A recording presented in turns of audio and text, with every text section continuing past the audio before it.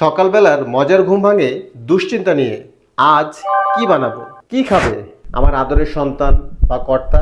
রুটি কিংবা পরোটার একঘেয়েমি চলে আসে, চিন্তার কোনো কারণ নেই। দি ফ্রেশ ফ্লেভার আছে আপনার সাথে। বাড়ির সবাইকে নাস্তার টেবিলে যদি হ্যাপি দেখতে চান, তাহলে আর দেরি নয়, রেসিপি শিখতে এখনই বসে যান। আসসালামু আলাইকুম, মোহাম্মদ ফেরদৌস রহমান দি ফ্রেশ ফ্লেভারের রসুই ঘর থেকে সবাইকে স্বাগত জানাচ্ছি আজকের নতুন এপিসোডে। So without any further delay, নাও প্লে।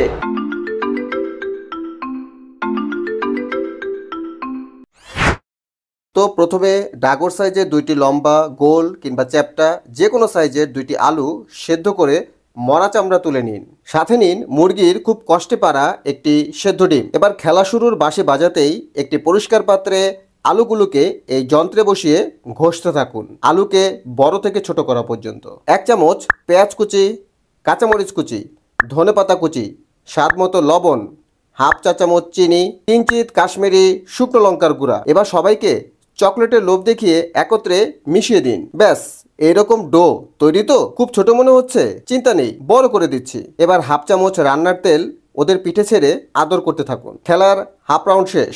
সেকেন্ড রাউন্ডে 1 কাপ পোকামাকড় পিঁপড়া ছাড়া আটা দিয়ে হালকা জল ছেড়ে ডোটাকে আবার ছোট থেকে বড় করুন। দেখলেন তো জাদু?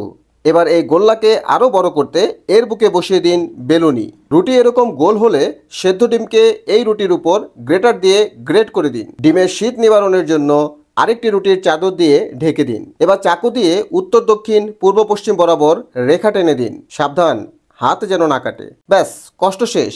এবার তেলে লাল কিংবা কড়া করে ভাজুন। ঘুম ভাঙানোর গানটি জানেন তো?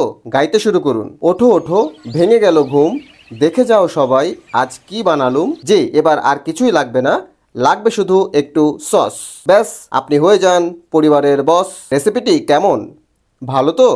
তাহলে লাইক, শেয়ার, সাবস্ক্রাইব করুন। কেমন? পরের রেসিপি আসছে খুব দ্রুত।